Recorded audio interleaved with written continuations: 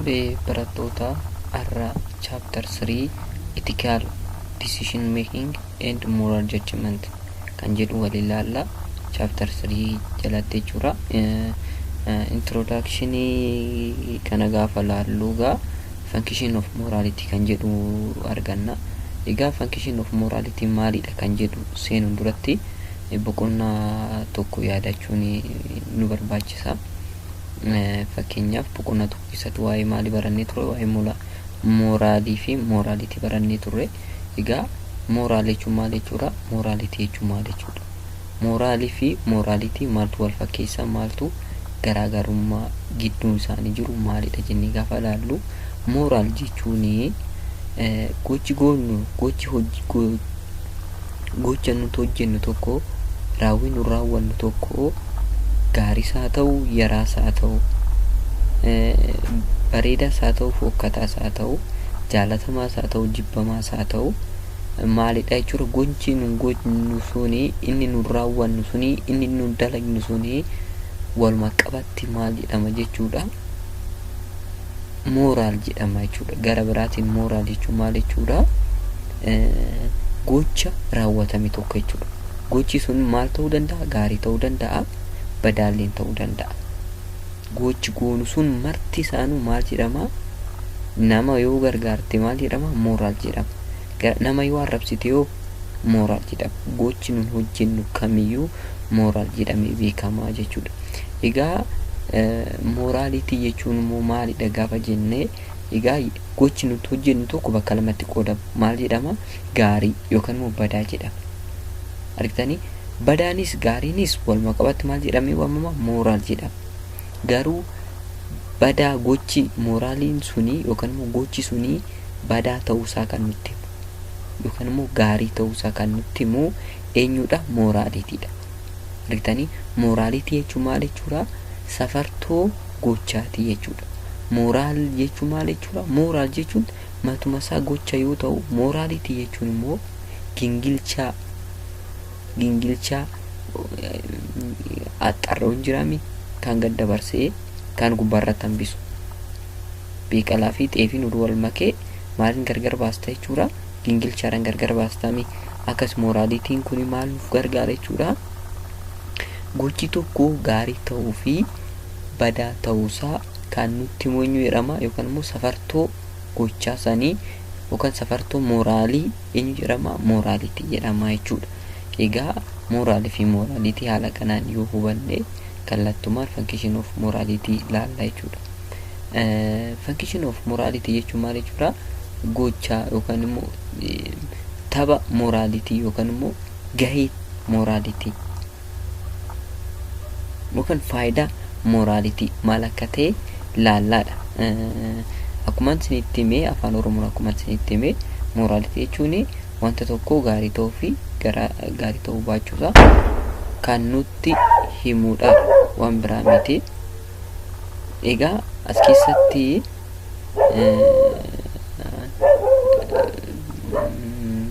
isa diimaa kanaan barraa'e kana gaafa laaltaa isuma afaan Oromoon isinitti himisanidha, waan biraa miti. Isa kana jechuudha. Isumanni amma afaan Oromoo isinitti himsanii gaarii ta'uu fi gaarii ta'uu baachuusaa kan nutti himudha, waan biraati miti. Gama biraatiin maal jedhama? Function of morality is to give guidance. Look, to give guidance in dealing with this puzzle kan jechuun maal jechuudha? Gaaratti how to make right or correct decision and by what standard that one decision is right and another wrong is always puzzle. Kana jechuun maal jechuudha?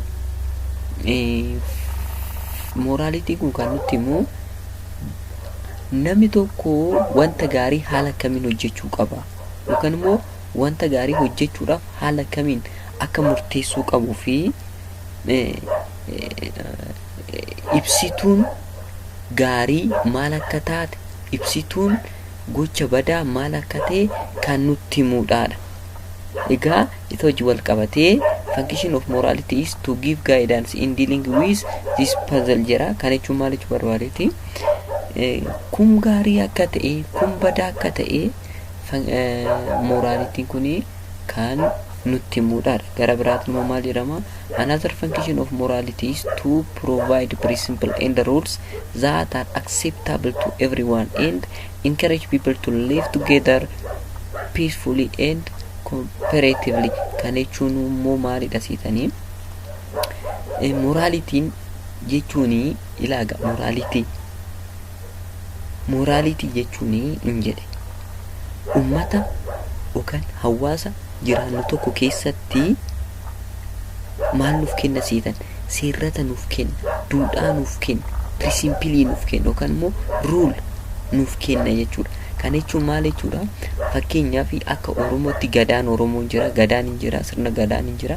Sirna gadaa kana keessatti gaariin maal akka ta'e, badaan maal akka ta'e barreeffamee jira yookaan immoo gurra dhalootaa keessa jira. Kanaafi namni tokko gaarii yoo godhe encourage ta'a, in jajjabaata. Yoommoo badaa raawwatee in adabama. Gocha namichi sun godhu gochi suni gaariidha yookaan badaadha jedhee abbaan gadaa kan murteessu maal irratti jechuudha? Sirna moraalitii kana wajji wal qabsiiseeti jechuudha. Moraalitiin tanaanii moraalitii jechuun wanti kuni gaariidha, wanti kun badaadha jedheet maal nuuf kenna jechuudha? Maal nuuf kenna jechuudha? Seerrata nuuf kenna. Fakkeenyaaf nama ajjeesuuni maalidha? Badaadha. Maal keessatti? Sirna gadaa keessatti. Dadhabaa gargaaruun, warroota humna dhabeeyyii gargaaruun, ilmoo abbaa fi haadha hin qabne gargaaruun gadaa kana keessatti maalidha? Wanta gaariidha, wanta jabeeffamuu qabudha. Egaa wanta kanaa kun gaarii ta'uu fi badaa ta'uun isaa sirna maaliitiin barreeffamee taa'ee jechuudha? Moraalitii kana wajjin wal qabsiiseeti. Laala moraalitiin tuni maalitti? Wanti kun gaariidha, wanti kun badaadha jettee nutti himti. Garuu moraalitiin kun wanta yaraa fi wanta gaarii adda baasee nutti hima. Garuu as keessatti chapter 3 keessatti kan adda baafannee barannu maalidha? Dhiifama viidiyoo kana kanan viidiyoo kana hojjechaa jiru sagaleen saree tarii sin jeequu danda'a. Dhiifama naa godhaa tole yeroo qoffanii laala chapter 3 kana keessatti kan barannu maalidha? Waa'ee itikaaliidha. Itikaaliin fi moraalitiin wal fakkaatu. Moraalitiin maal adda nu baasa jenneera? Safartoo moraalitii yookaan safartoo gochaati jenneera. Itiksiinis maalidha? Safartoo gochaati. Hubattanii? Laal moraalitiin safartoo gochaati. Itiksiin illee safartoo gochaati. Garuu garaagarummaa guddaatu jarreen kana gidduu jira. Argitanii? Garaagarummaa guddaatu isaan gidduu jira. Egaa turtii amma ammaatitti maal laallee? Moraalitiin wanti kun gaariidha jedhee nutti himaa, wanti kun badaadha jedhee nutti himaa. Wanta inni nutti hime sanii dhaloonni gurra keessatti qabateet maal godha jechuudha? Jiretu adeema jechuudha. Bakka kun gaariidha. Kun fakkeenyaaf akka Itoophiyaatti, akka dhalataa Itoophiyaatti foon qulqulluu qofa nyaanna jedhamee kan barreeffame hin jiru. Innis maalidha? Kan barreeffame maalidha? Foon loonii, foon hoolaa kanneen kana fakkaatu. Garuu an akka saree, an akka harree, farda maaloon kuni dhaloota gurra dhalootaa keessaa akka badiinsaatiin himamee jira. Gurra dhalootaa keessa. Kanaaf dhaloonni wanta akkanaa kana kan nyaatan foon qulqulluu jedhamee kan itti himame sana. Argitanii? Itti himamuun suni maalidha jechuudha? Moraalitii ta'e jechuudha. Bakka takkitti himameera. Sababa maaloon barbaachisu? Sababa namni tokko foon harree yoo nyaate hawaasa keessaa ignoor ta'a, hin jibbama. Namichi suni sababa adda addaa odoo fidee dhufee sababa nan nyaadheef kanaaf maaloo odoo jedhee fudhataman qabu moraalitii keessatti. Takkitti moraalitiin tuni badaadha jedhee teechisee waan ta'eef badaadha. Gaariidha jedhee teechisee waan ta'eef gaariidha. Namuyyuu sababa homaayyuu barbaachisu raawwatee yoo argame badiisa hin adabamaa. Itikaalii jechuun maalidha jennee gaafa laalaa garaagarummaa moraalitii fi itikaalii tan sinitti hima. Itikaalii jechuun immoo garaagarummaan isaa maalidha seetan moraaliitiidha. Itikaalii keessatti fakkeenyaaf foon harree nyaachuun dhoowwaadha yoo jedhamee ati nyaachuu dandeessa. Gaafa sanii heerri mootummaa dhufee sin adabu. Maaliif nyaattee wanti kuni akka biyyattii keenyatti qulqulluu miti, akka biyyattii keenyatti safuu biyyattii keenya aadaa biyyattii keenya cabsa jedhee gaafa ufee seerri seeran himatamtee sababa nani nyaadheef jetta qoricha akkanaa ta'uu danda'a. Fakkeenyaaf aannan harree tinnitaa maaloo saniin dhowwaa miti. Garuu aannan harree dhuguun akka biyya keenyatti dhorkaadha. Garuu dhugdee argamte taanaan maaf dhugdee gaafa san jiran tinnitaa akkanaa tan qaba, dhukkuba akkanaa tan qaba. Dhukkuba kanaatiif wanti kun immoo fala waan ta'eef waan akkanaa kana fayyadameera jettee dubbatta jechuudha. Gaafa sanaa heerri biyyattii yookaan immoo manni murtii sunii dhaabbatee maal laalasiitee gochaatti raawwatte san oduu hin taane intentionii bakka yaada gocha kee duuba jiru san aadaa biyyattii cabsuudhaaf nyaatte moo yookaan dhugde moo foon harree gaafa nyaatte aadaa biyyattii tana cabsuudhaaf nyaatte moo yookaan dhugubarraa adda bahuudhaaf jettee nyaatte. Fakkeenyaaf foon xaddee akka beeknutti jechuudha. Nama asmii qabuuf shaggaa dhiiramee beekama. Xaddeen garuu maalidha? Foon qulqulluu miti, horii qulqulluu miti. Akka biyya keenyatti aadaa biyya keenyaa, amantii biyya keenyaa, safuu biyya keenyaa cabsa. Gaafa himatamtee foon san nyaattee gaafa argamtee himatamtee ani dhukkuba akkanaa tan qaba waan ta'eef jette dubbattaa jechuudha. Gaafa sana seerri suni yookaan himattaa keessan ilaaluudhaaf manni murtii maal godha? Yaada gocha kee duuba jiru dhugumaattuu ati aadaa biyyattii cabsuudhaaf nyaatte moo dhukkuba sanirraa adda bahuuf nyaatte kan jedhamee ilaalameet dhugumaatii dhukkuba sanirraa adda bahuudhaaf taanaanii maal godha jechuudha? Bilisa si godha jechuudha. Moraalitiin garuu nyaattee homaa sababa iyyuu sin gaafatu. Maaliif nyaattee isin hin jedhu. Nyaattee argamte taanaan si dhumattee jechuudha achumatti. Argitee? Itikaaliin garuu maalidha? Yaada san laala jechuudha. Intentionii duuba san jedhu laala jechuudha. Fakkeenya biraa kaasuudhaaf nama rakkataa tokko oduu karaarra deemtu miliyoona tokko oduu kenniteefi yookaan nama beela'e tokkoof oduu birrii 100,000 akkatti baastee shaanxaaraan kenniteefi yookaan immoo isheen achi waliin baasnu 10,000 oduu harkatti kenniteefi gochaatti nama rakkataadha laal nama rakkateef ati 10,000 oduu kenniteefi moraalitiin maal sin jedha seete ati bakka nama gaariidha waan gaarii waan raawwatteef ati nama gaariidha sin jedha.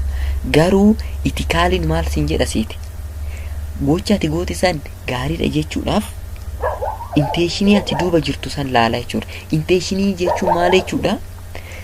Yaadni keessanii yaada ati gaafa gargaartu birrii 10,000 harkatti gaafa kennituu fi dhuguma namichi kun rakkate jetteetu kenniteef moo gaafa ati kennituuf san namni naannawa kee jiru suni namichi kun gaariidha akkasiin jedhaniif, namichi kun bakka garaa laafessa akkasiin jedhaniif maqaa horachuudhaaf fiimasii ta'uudhaaf argitanii sammuu namaa to'achuudhaaf immoo dhuguma nama saniif yaaddeeti jedheetu duuba kee qoratee yoo dhugumaatiin gargaaraaf ta'e ati gaariidha siin jedha. Garuu of jajuudhaaf argitanii gibbizinnati jedhamu sana afaan Amaarifaatiin wanta akkasiisaniif taanaan inni kuni yakka jedheeti yakkatti achi fudhataa jechuudha. Argitanii garaagarummaa moraalitii fi itikaalii gidduu jiru isa kana jechuudha. Egaa in life we may get difficulties to allow us to do right thing. What we often consider as right and correct might put us in difficult condition. Kana jechuun maal jechuudha? Jireenya keenya keessatti wantoonni murteessuudhaaf gar malee nama dhiban jiruu keenya keessatti nu mudatu jechuudha.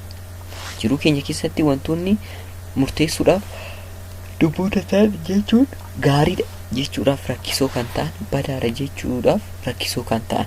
Fakkeenyaaf yeroo tokko ati gaariidha jettee kan gaafa raawwatte badaa ta'ee mul'ata uummata keessatti. Uummata keessatti immoo wanti kun badaadha jettee kan dhiyeessite, badaadha jettee ati kan dhiyeessisan maaliif dhiyeessite? Argitanii gaariidha jettee yoo raawwatte, gaariidha jettee yoo raawwatte akka balleessatti ilaalamta. Lakki wanti kun balleessa jettee immoo gaafa dhiyeessite akka balleessa san yookaan akka balleessa balleessiteetti ilaalamta. Yookaan immoo badiinsa gaafa raawwatte akka gaariitti fudhatama yeroon itti qabaatu hin jira jechuudha. Inni kuni gaariidha jedhanii wanta murteessuuf akkan gocha akkanaa kuni murteessuudhaaf rakkisoo warroota ta'an kana eenyutti maalidhaan furrasiitanii ethics jettu tanaaf furraa jechuudha. Individual could give their own justification to testify that they are right or correct. Gochoonni tokko tokko jiruu isaanii keessatti akkuma duratti hin jedhe, fakkeenyaaf foon qulqulluu nyaachuun gaariidha. Foon immoo qulqulluu hin taane horiin kottee duudaa nyaachuun dhorkaadha jedhamee hawaasa keessatti himameera waan ta'eef horii kottee duudaa yoo nyaatte yakka. Maaliif wanta ittiin justify jedhamutu jira yookaan wanti ittiin ati judge gootu yookaan ati murtuutti kennitu wanti kun bakka badiisa jettee wanta ati itti dubbattu tokko hin jira. Innis maalidha? Kottee duudaadha. Argitanii gochoonni tokkoon isaanii justify ofii qabu, ibsituu ofii balleessaa ta'uu isaanii ibsituu mataa ofii ta'e qabu jechuudha hawaasa keessatti.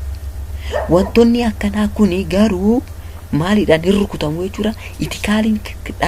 Itikaaliidhaan ibsituun isaanii kun harreen kottee duudaa waan ta'eef nyaachuun dhorkaadha. Moti by the way Chaayinaa keessatti nyaatama. Maaliif nyaatama? Biyyoota tokko keessatti nyaatama. Maaliif nyaatama? Hima ilaali barreeffamni yookaan dubbiin dhaloota Itoophiyaa keessatti dubbatame suni seerranni Itoophiyaa irraaf kenname suni achitti kennamuu baachuu danda'a. Chaayinaa keessatti kennamuu baachuu danda'a. Sababa kanaan kan ka'edha.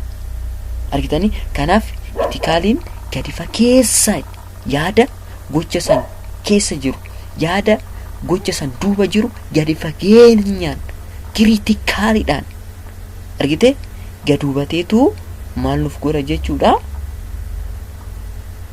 nutti himaa jechuudha. Isa kana wanta biraati miti. Egaa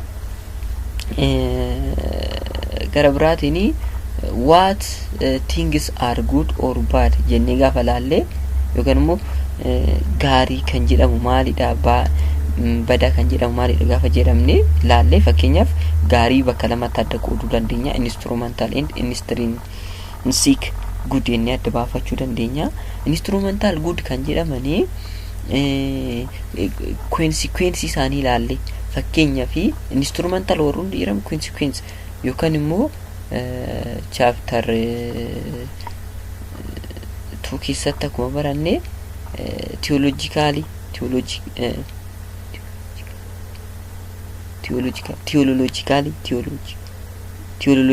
fi deontologically laallee turre. Theologically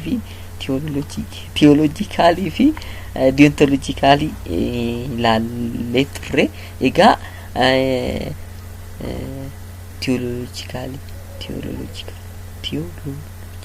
theologically ramoo theologically hojii wal jalaa fakkaachuu nuu dhiifama.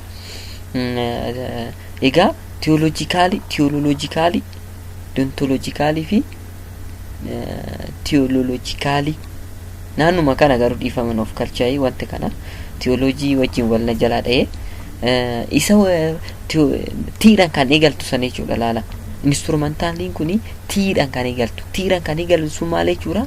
Queensi yookaan immoo rizaltii isaa wajjin gochi tokko gaariidha kan jennu badaadha kan jennu maal isaa laalleeti?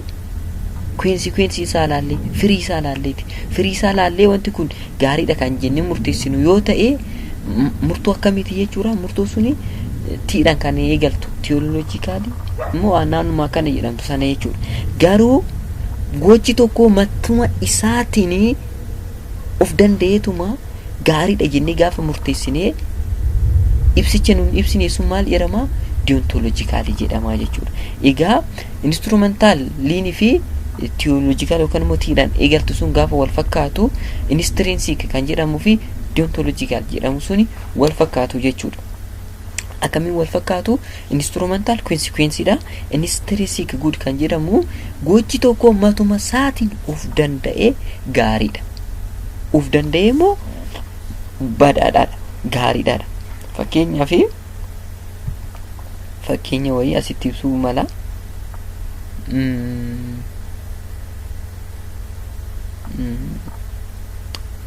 Inni kabira intrinsically bad fi instrumentally bad nuti akkasuma instrumental bad jechuun gochi tokko consequence isaa laallee badaara yoo jenne bakka akkanumatti walii qabate sammuutti kan qabattan maalidha? Instrumental jechuun consequence yookaan result yookaan firii dhumaa isaa laallee wanti kun badaara kan jennudha. Intrinsical bad kan jedhamu immoo firii isaa laalleetu maal jenna jechuudha?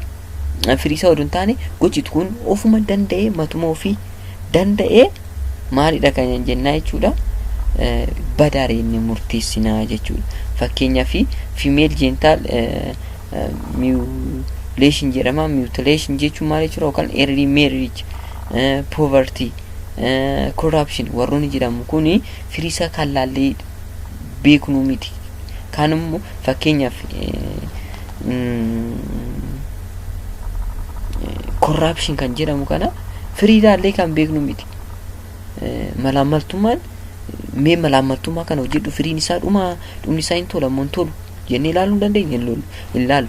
Malaamaltummaa jechuun maalidha? Ofuma danda'ee matuma isaatiin yakkaadha. Kanaaf dhuman qabu maaliin qabu matumni isaa yakka ta'uu nutti hima jechuudha. Inni akkanaa kun maal jedhama? Intrinsical bad jedhama jechuudha. Kan biraa task of ethics kan jedhama. Egaa task of ethics kun akkuma duratti isinitti hime dhaloota gidduutti moraalitiidhaan argitanii amma kan abbaa gadaa suni maalidha? Moraalitiidha. By the way mana amantii tokko keessa moraalitiidhaan taa'ee jira. Garuu seera bira gaafa dhuftee itiksiidhaan seerri hiika kan itti kennu gocha tokkotti hiika kan itti kennu hiika itti kennu jechuun kiyya badaa dheeree kan hiika itti kennu gaarii dheeree itti kennu maalidhaan? Itiksii kanaan. Kana achitti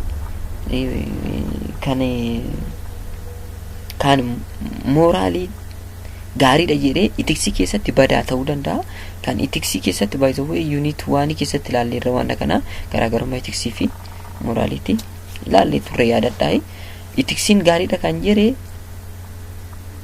gaariidha kan jedhe moraalitii keessatti immoo badaa ta'uu malaa jechuudha. Akkamitti itiksiin kiriitikaalii gadi fageesse laal sababaan amanaa jechuudha. Yookaan immoo amakniyoo jedhamu afaan Amaariffaatiin amakniyoo jedhamu sanitti in amanaa jechuudha. Egaa kaayyoon itiksii maal jennee gaafa laallee kaayyoon itiksii laala yaada beektoota, yaada namoota gurguddoota, yaada namoota maajoritiirra warroota maajoritii laal yeroo tokko maajoritiirra maayinoritii fi maajoritii kan jedhamu hin jira. Argitanii namni baay'een waan murteesseef maayinoritiin irra kan maajoritiitu fudhatama qaba bakka tokkotti. Garuu argitanii kan maajoritii sana osoo hin taane itiksiin maalidha? Dhugaa san barbaadde jechuudha. Dhugaa yaada warroota beektotaa qofa intarkaaffachiisu jechuudha. Akkanumatti waliin qabatti maalidha seetanii kaayyoon itiksii fakkeenyaaf godanatti over tools for thinking about difficult problem bakka rakkina gadi fagoo ta'e argitanii yeroo tokko fakkeenyaaf maajoritiidhaan kaafan sinin jedhu harka caalmaadhaan wantoonni murteessamu tokko hin jiru garuu dhugaan bee warroota minority san bira jiraachuu malti gaafa kanaa argitan itiksiin kuni maal gootee jechuudha majority sanis odoo deeggariin minority sanis odoo deeggariin dhugaa jirtu san qofa deeggartiidha isa kanaadha kan haala kanaan yoo laallee kabira ammoo maalidha seetanii ethical principle and value of moral judgment kan jedhu kana laalla egaa kana laaluu keenya duratti viidiyoo keenya gaggabaabsinee dhiyeessuudhaaf baay'ee dhiyeessuudhaaf baay'ee rakkachaa jirra waan ta'eef sinifis haala salphaan akka isinii bu'uuf jecha viidiyoo keenya irraa sumarratti dhaabbanna warroonni laayikii fi sabskraayibii goone akkasumallee dhaloota barattoota kan bira akka ga'uufillee guruppii keessanitti odoo sheerii gootanii barattoonni afaan oromoo akka fayyadamtaniif isin jenna turtii gaarii